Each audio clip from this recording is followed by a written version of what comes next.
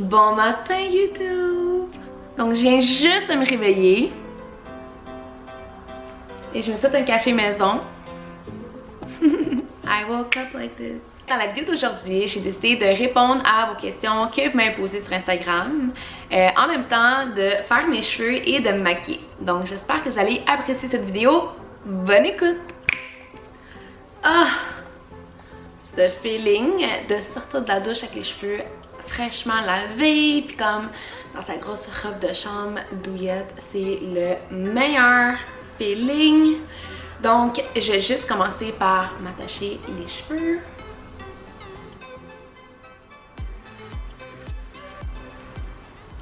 Vraiment cute. Ok, donc on va commencer par s'hydrater la peau. On dirait que ce temps-ci en plus ma peau est vraiment sèche. Moi j'aime tout le temps changer mes produits. On dirait, je trouve que les emballages sont tellement cute, puis il y a tellement de produits disponibles que j'aime toujours essayer comme des nouvelles choses. La crème que je me mets sur le visage, celle-là ici. Wouh!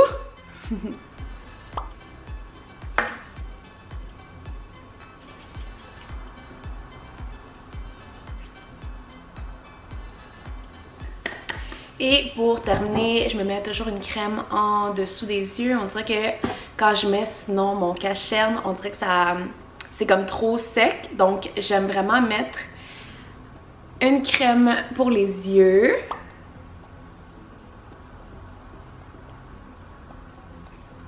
J'en mets juste un petit peu.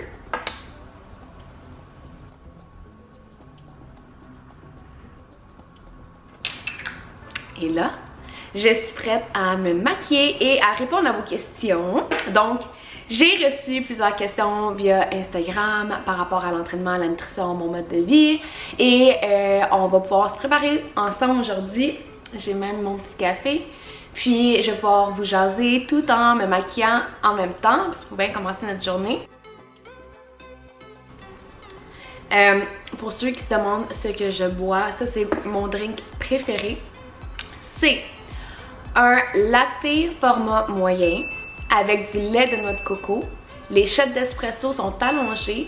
Je l'aime extra chaud. Je vais rajouter un stevia à l'intérieur et sur le dessus, je vais ajouter un petit peu de cinnamon dolce.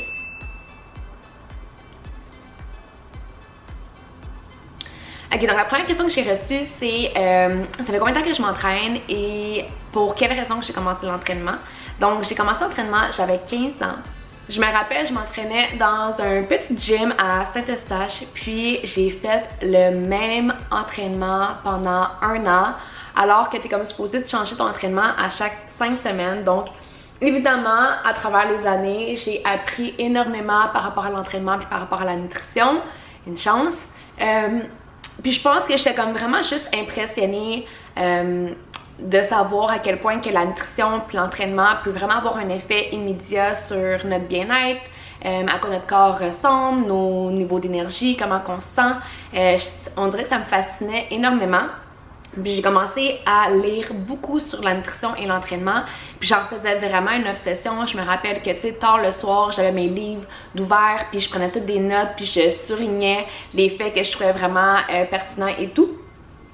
Par la suite, j'ai commencé à faire des formations. Donc j'ai fait mes formations avec la compagnie Coach Export et CanFit Pro. Puis je trouve que ces formations-là ils ont beaucoup aidé parce que comme tu sais, ils t'apprennent vraiment la base de c'est quoi des macronutriments, protéines, glucides, lipides, comment que c'est assimilé dans le corps, comment faire des calculs pour savoir combien de calories ton corps a besoin au repos et par rapport à ton mode de vie, etc. Donc ça a été des formations vraiment importantes par rapport à mes connaissances. Mais, tu sais, une chose qui est vraiment importante aussi pour les gens qui s'intéressent peut-être à ce domaine-là puis qui pensent peut-être faire un changement de carrière, c'est de lire énormément et aussi d'essayer par soi-même les notions qu'on apprend parce que, tu sais, la nutrition, puis surtout la nutrition, c'est comme une science qui est vraiment changeante, comme on dirait qu'il y a toujours des nouvelles études qui sortent. Donc, il faut toujours que tu sois à l'affût de l'actualité. Puis c'est vraiment fou à dire que les endorphines que je ressentais suite à un entraînement quand j'avais 15 ans, je les ressens encore à 28 ans, donc 13 ans plus tard. Comme quand je fais un entraînement, je mets ma musique, je rentre comme dans une zone que, tu sais, mon corps travaille puis je me surpasse, puis tu sais, des fois c'est vraiment difficile mentalement à pousser à travers chaque entraînement, mais en même temps c'est comme vraiment thérapeutique. On dirait que je pense à rien d'autre, tu sais, je pense pas, mettons, à des événements qui sont arrivés au courant de ma journée ou qu'est-ce que j'ai à faire le lendemain. Donc pour moi c'est vraiment thérapeutique puis c'est super relaxant. Donc c'est une des raisons pourquoi je m'entraîne. Aussi parce que j'ai juste besoin d'évacuer, tu sais, de travailler devant un ordinateur à la journée longue, ce n'est vraiment pas évident. Donc juste de pouvoir comme être vraiment active pendant 1 heure, ça me fait le plus grand bien. Là, je vais vous montrer comment je fais mes sourcils. On dirait pendant comme vraiment longtemps, j'aimais vraiment dessiner mes sourcils. Puis là, dernièrement, on dirait que j'aime juste plus les avoir comme naturels. Donc, je me mets juste un petit gel. Là, j'en ai comme quasiment plus, là. Mais je me mets juste... Et clairement, je sais pas comment que les gens ils font pour qu'on puisse voir le produit, là. Attends, je vais essayer.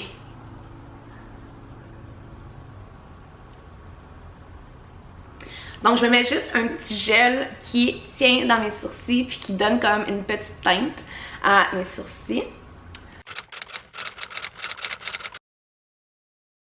Ça va vraiment varier par phase où j'ai comme plus de temps ou quand je me sens motivée et tout. Mais en ce moment, je m'entraîne en moyenne 5 jours semaine et mes entraînements vont varier de 45 minutes à 1h30.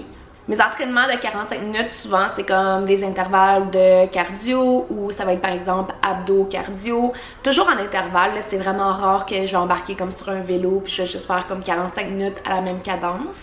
L'idéal, c'est de faire des intervalles parce que quand tu fais des intervalles, tu vas vraiment brûler du gras et non seulement des calories. Un truc que j'ai pour faire des intervalles pour que le temps passe un peu plus rapidement, c'est d'avoir de la musique vraiment entraînante.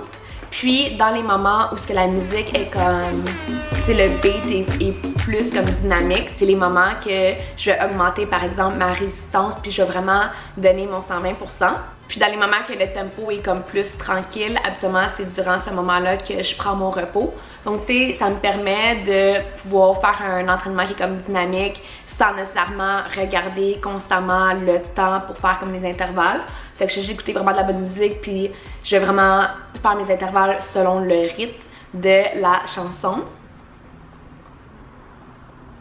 Donc en ce moment, le produit que je me mets, c'est un produit de Bobbi Brown. Puis ça me permet juste de diminuer l'intensité de mes cernes. Donc j'en mets juste un petit peu. Et ensuite, je vais ajouter du cache-cerne, un de mes produits préférés et que j'ai grandement besoin. Je pense que comme le café puis le cache-cerne, c'est vraiment un must pour toutes les mamans, j'imagine.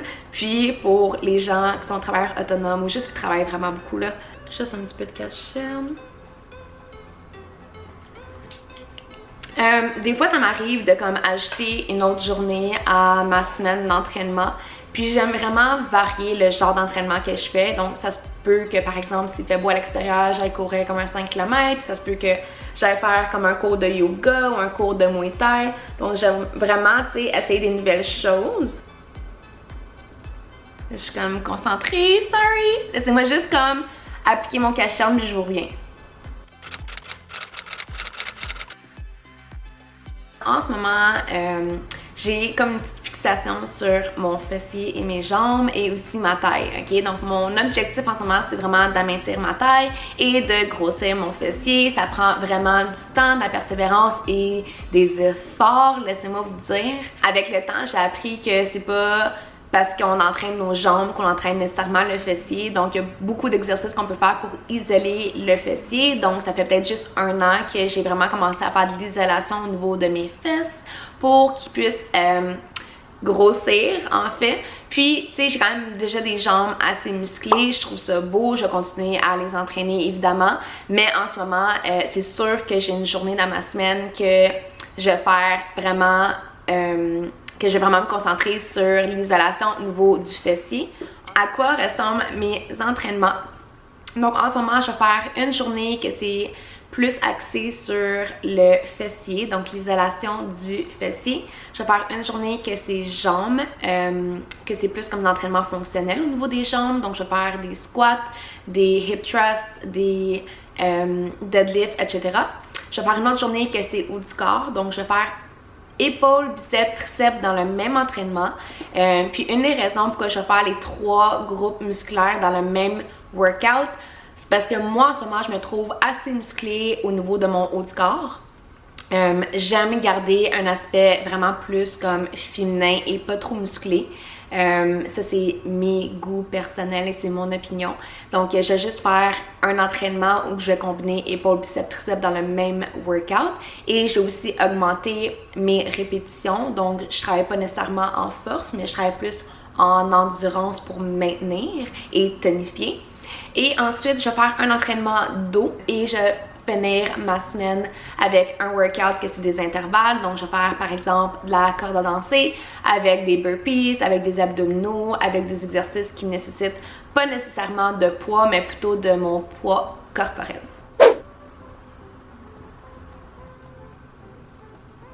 Donc j'ai reçu beaucoup de questions par rapport à mon augmentation mammaire et ça fait comme des années que je reçois des questions en lien avec ça. Donc je vais vous en parler juste un petit peu, ça va me faire plaisir. Donc je me suis fait opérer il y a environ 7 ans. Le docteur que je suis allée voir, c'est docteur Benoît Leblanc. Super satisfaite de comment professionnel qui a été, puis comment mon opération s'est passée et aussi par après, comme après l'opération, j'ai même pas pris de médication ou aucun antidouleur parce que je me sentais juste vraiment bien, puis la guérison s'est faite comme qu'on avait prévu. Mes cicatrices sont en dessous de mes seins puis sont comme presque pas apparents. L'opération a coûté il y a 7 ans 8000 $. Puis mes implants dans le fond sont en gel et non en eau saline, donc c'est une des raisons pourquoi c'est un petit peu plus cher. Je voulais vraiment un look naturel, donc c'est sûr que de mettre des implants en gel, ça donne un look vraiment naturel. Surtout pour quelqu'un qui a pas beaucoup de seins, comme moi avant l'opération, je pense que je portais un 32A et maintenant je porte un 34 WD. Ça peut comme paraître énorme WD, mais sincèrement mes seins par rapport à comme la largeur de mes épaules et mon corps, ce n'est vraiment pas énorme. Par rapport à l'entraînement, je pense que j'ai dû attendre comme quelques mois avant de recommencer à faire de l'entraînement. Donc oui, c'est long le temps de guérison, surtout si vous êtes quelqu'un comme super actif, ça peut être comme long, mais ça vaut définitivement la peine selon moi, selon mon expérience. Comme si c'était à refaire demain, je le referais sans même hésiter. J'ai mis du 400cc. Oui, j'aurais voulu un petit peu plus gros, mais c'est juste que mon corps, je me rappelle que le médecin, suite à l'opération, m'a dit, tu sais, même si on voulait mettre plus gros, on n'aurait pas pu parce que ton corps l'aurait pas pris. Donc, tu sais, moi, je faisais tellement confiance que c'était tout à fait correct.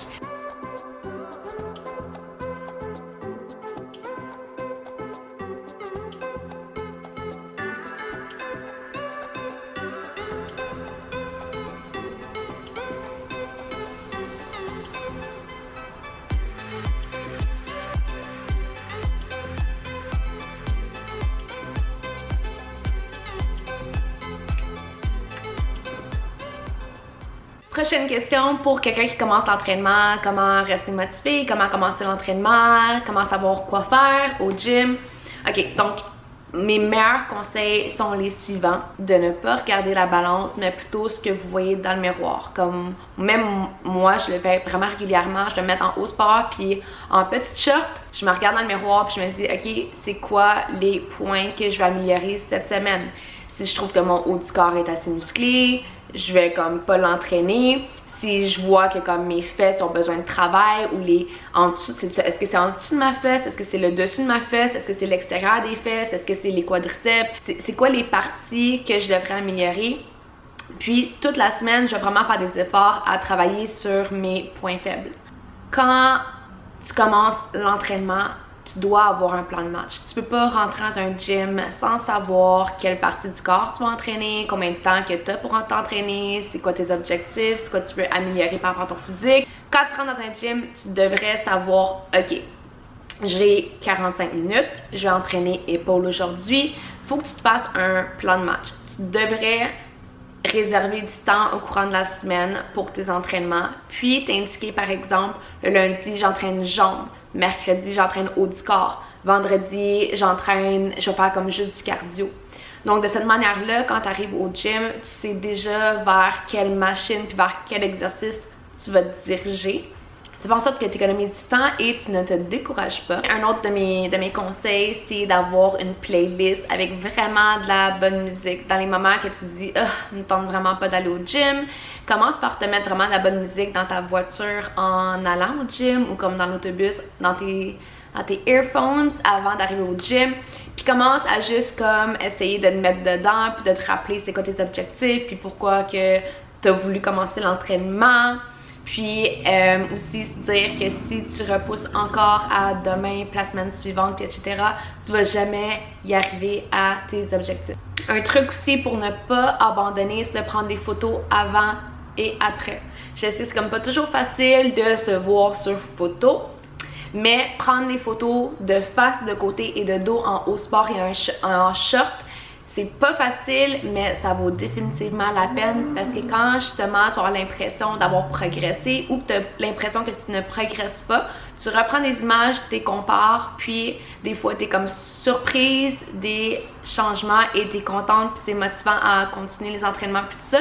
Et des fois tu vois justement qu'il n'y a pas de changement ou que tu as régressé, puis c'est de juste de regarder, ok, pourquoi ça ne fonctionne pas? Est-ce que c'est mon alimentation? Est-ce que c'est mes entraînements? Est-ce que c'est ma vie sociale le week-end? Pourquoi je ne suis pas capable de progresser et de trouver des solutions tout simplement? Un autre point qui peut aider, c'est de trouver des images d'un physique qui est similaire au tien, mais que tu trouves qui est vraiment beau, puis que ça serait ton objectif pour le prochain mois ou le prochain 3 mois, puis de sauvegarder l'image dans ton téléphone. Puis dans les moments où tu as comme vraiment des rages de sucre, de salé, ou que tu as juste envie de tout abandonner, tu regardes ces images-là puis tu te dis, cette fille-là, est-ce qu'en ce moment, elle mangerait du gâteau à 9 h le soir? Sûrement pas. Est-ce que cette fille-là, elle skipperait le gym 4 jours de suite? Sûrement pas. Donc, d'avoir une image, d'avoir quelque chose de comme plus concret de à quoi tu veux que ton corps ressemble, des fois c'est vraiment plus motivant puis encourageant à faire les actions par la suite. Ok, prochaine question. Est-ce que mon physique est génétique ou est-ce que c'est beaucoup de travail que j'ai mis, beaucoup d'efforts que j'ai fait pour arriver au physique que j'ai aujourd'hui? Laissez-moi vous dire que c'est aucunement génétique, c'est beaucoup de persévérance, de travail, d'effort, de détermination. Puis ouais, ça a été vraiment beaucoup d'efforts. Comme ma mère est 5 et 2, un peu ronde, elle aime le fromage puis le vin. Moi je retiens de ma mère. Mon père est 6 pieds, mince, il mange pas bien mais il est extrêmement mince. Ma soeur retient de mon père. Donc, tu sais, plus jeune, c'est drôle parce qu'on habitait ensemble, ma soeur et moi. Puis quand on allait faire l'épicerie, on faisait 2 épiceries séparées parce que moi, je mangeais par exemple des légumes, de la protéine, des noix, blablabla, tout ce qui est plate. Et ma soeur, elle mangeait comme des céréales, puis des pâtes, puis du lait 3%, puis des M&M, puis tout ça. Donc, on n'a vraiment pas la même génétique. Puis en plus, pour ne pas aider mon cas, mon corps, comment il est fait, je suis vraiment faite comme un I. Donc, j'ai aucunement des hanches, mais 0 hanches. Donc ça fait en sorte que quand je mange moins bien, mon gras dans mon cas a tendance à s'accumuler au niveau de mon ventre. Donc le fait d'avoir une taille comme plus mince, d'avoir une illusion de hanche, pour moi ça m'obsède, c'est vraiment mon objectif. C'est quelque chose que ça fait vraiment longtemps que je veux et c'est quelque chose que je travaille extrêmement fort pour avoir, pour atteindre. Donc selon moi, je n'ai pas la meilleure génétique. C'est vraiment beaucoup d'efforts par rapport à la préparation de sa nourriture, par rapport aux choix qu'on fait. Mais tout est possible. Comme moi, j'étais la fille qui buvait du sirop d'érable de la canne directement. Et maintenant, mes cravings de sucre sont beaucoup moins présents. J'imagine aussi qu'avec l'âge, comme nos goûts, nos papilles gustatives changent. Donc, en ce moment, j'ai beaucoup moins de cravings de sucre. Des fois, j'ai comme plus des cravings de salé. Mais tout s'apprend, tout se contrôle avec le temps. Puis, tu sais, avec le temps, j'ai trouvé comme des petites recettes qui vont combler mes cravings, que j'essaie souvent de partager avec vous, justement, parce que je sais que les cravings en soirée, c'est comme la pire chose au monde. Une question que j'ai trouvée vraiment cute, c'est quoi la clé de mon succès et de mon brand. Donc, j'ai trouvé ça vraiment cute parce que la personne qui me l'a posé, elle me dit indirectement qu'elle trouve que mon brand est vraiment nice. Whoop whoop! C'est beaucoup de travail. Être travailleur autonome, c'est vraiment pas facile. Tu sais, souvent on entend les gens dire ah j'ai une entreprise, puis on pense qu'ils font vraiment beaucoup d'argent, puis que leur entreprise elle roule à fond, puis tout ça, mais c'est vraiment pas le cas. Ça prend beaucoup de temps et de patience et de détermination. Comme je travaille 7 jours sur 7, je travaille des 10 heures par jour. Puis le fait que je sois vraiment passionnée par ce que je fais, définitivement ça l'aide, parce que sinon je connais pas grand monde qui travaillerait 7 jours sur 7 puis qui sont comme pas passionnés par ce qu'ils font. Là en ce moment je cherche mon fard à joues. Ok, donc j'aime tellement ça me mettre du fard à joues. Fard à joues puis highlight, fard à joues, j'aime vraiment ça mettre ça. Le fait justement que je sois comme autant passionnée par ce que je fais, ça l'aide énormément à être authentique envers vous autres. Puis, tu sais, souvent, j'essaie vraiment de me mettre à votre place. Comme je me dis, c'est quoi que vous aimeriez lire ou savoir ou apprendre. Puis j'essaie vraiment de vous donner ce que vous voulez. Une chose que je trouve vraiment difficile, c'est déléguer. Je suis Capricorne, je suis super indépendante, je suis vraiment travaillante, j'ai de la difficulté à déléguer. Donc, ça fait en sorte que je fais tout moi-même, comme vidéo YouTube, editing, mon site web je l'ai fait de A à Z, tous les courriels que vous m'envoyez, les réponses c'est moi qui les écris, c'est moi qui vous jase. J'ai vraiment de la difficulté à déléguer. Je sais que tu sais en ce moment l'entreprise a grossi, donc j'ai comme pas le choix, ben je vais pas avoir le choix prochainement de trouver quelqu'un pour m'aider. Donc je me mets juste un peu beaucoup de fard à joues parce que j'aime ça. Je suis comme pas délicate là, on dirait que je le remarque parce que je me regarde sur caméra, je suis comme vraiment pas délicate. Mais j'irrite pas ma peau là. Donc on dirait que je fais mal à ma peau mais j'irrite pas ma peau. Donc juste sur mes pommettes, puis comme moi j'aime vraiment prendre un teint qui est comme plus bronze, même brun, plus que rose. On dirait que rose j'aime moins ça là. Comme ça, un petit peu ici, un petit peu ici en haut. Tadam!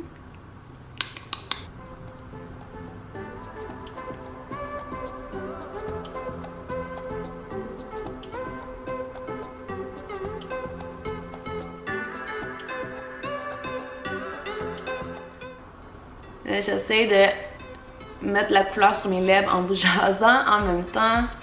It's not easy.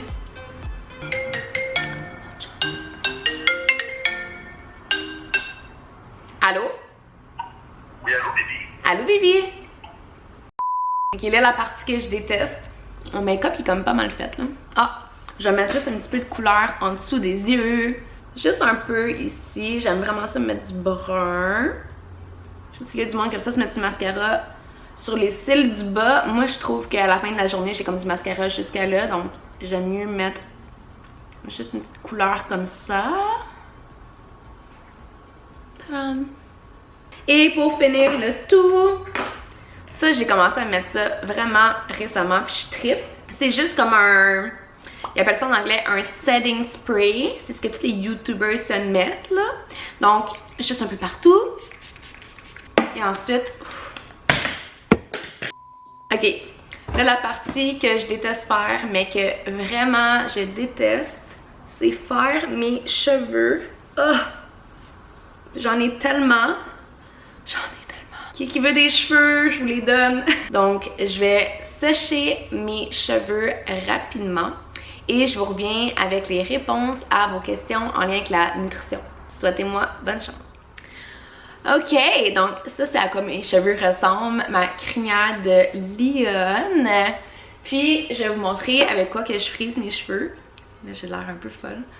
Ça, c'est un de mes meilleurs achats que j'ai fait dernièrement. Je l'ai acheté au Walmart pour 35$. Ça marque Revlon. Puis, c'est un fer comme ça. Et ça frise vraiment bien les cheveux.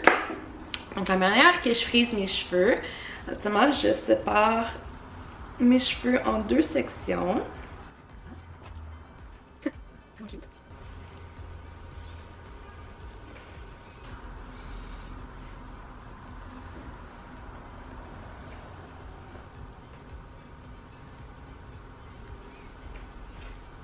Tadam!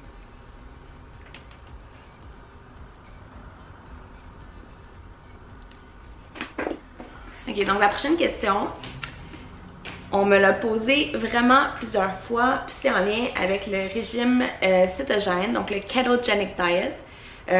Moi, c'est un régime que j'ai fait il y a environ 5 ans et sincèrement, j'ai vraiment vu une différence par rapport à mon énergie, mon humeur. On voyait vraiment plus ma définition musculaire et tout ça. Je trouve que c'est bien comme régime, mais je trouve qu'à long terme, c'est un régime que tu dois vraiment planifier tes repas à l'avance. Puis si tu as une vie sociale aussi, tu es allé au restaurant, de prendre un verre de vin, c'est pas toujours facile non plus.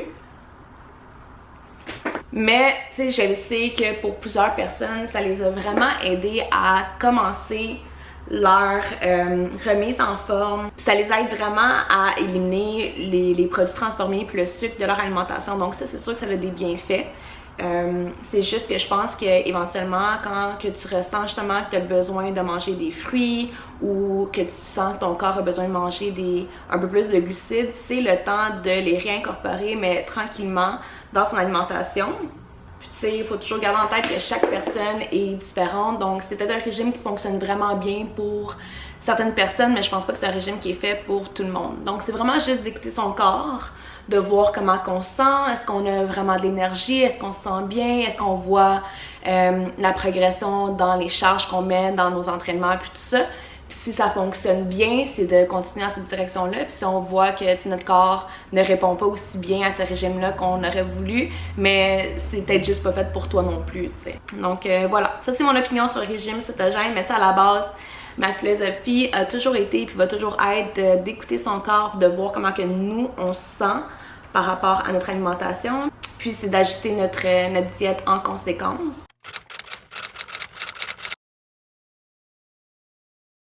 La question que je pose toujours à mes clientes, c'est est-ce que vous vous sentez ballonné ou fatigué suite à la consommation de produits laitiers ou de produits céréaliers? Puis tu sais, la majorité des gens n'ont comme pas vraiment remarqué comment ils se sentent après la consommation, mais ils pensent que d'être gonflé, c'est tout à fait normal alors que ce ne l'est pas. Si dans votre cas, justement, tu sais, vous mangez par exemple un gruau, vous mangez comme des toasts ou des pâtes, ou que vous buvez un verre de lait puis que soudainement vous vous sentez fatigué ou ballonné, ça c'est vraiment une indication que votre corps ne digère peut-être pas les produits céréaliers ou les produits laitiers. Donc si on parle de mon alimentation actuelle, je ne mange pas de viande rouge, je n'ai jamais mangé de viande rouge. Ma mère est végétarienne, donc on dirait que, tu sais, on n'a jamais été, ma soeur et moi, exposés à de la viande rouge. J'en ai jamais mangé, puis même encore aujourd'hui, comme c'est pas quelque chose qui m'attire. Je mange beaucoup de fruits de mer, de poissons, je mange un petit peu de poulet. Ensuite, produits laitiers, produits céréaliers, tranquillement, je les ai éliminés de mon alimentation. Tu sais, produits céréaliers, je mange du gruau, mais sans gluten. Produits laitiers, je prends un petit peu de crème dans mon café le matin parce que mon café, c'est sacré. C'est comme mon petit moment de bonheur le matin. Mais j'ai éliminé la majorité des produits laitiers de mon alimentation tout simplement parce que je sens que ma digestion se fait beaucoup mieux sans. Je me sens que mes idées sont plus claires, je me sens plus productive, j'ai plus d'énergie. J'ai jamais été vraiment diagnostiquée avec une intolérance. C'est juste que j'écoute mon corps, comment il répond suite à la consommation de certains aliments, puis je trouve que le fromage, puis le yogourt, puis les produits laitiers en général, c'est pas quelque chose que j'ai besoin dans mon alimentation. Je me sens mieux sans. Pour les produits céréaliers, j'en mange pas beaucoup à la base, mais des fois je ressentais par exemple après un gruau que mon ventre venait vraiment gonfler. Donc pour moi c'est vraiment une indication que je digérais pas ce que je mangeais. Donc maintenant je prends un gruau sans gluten et ma digestion est top shape.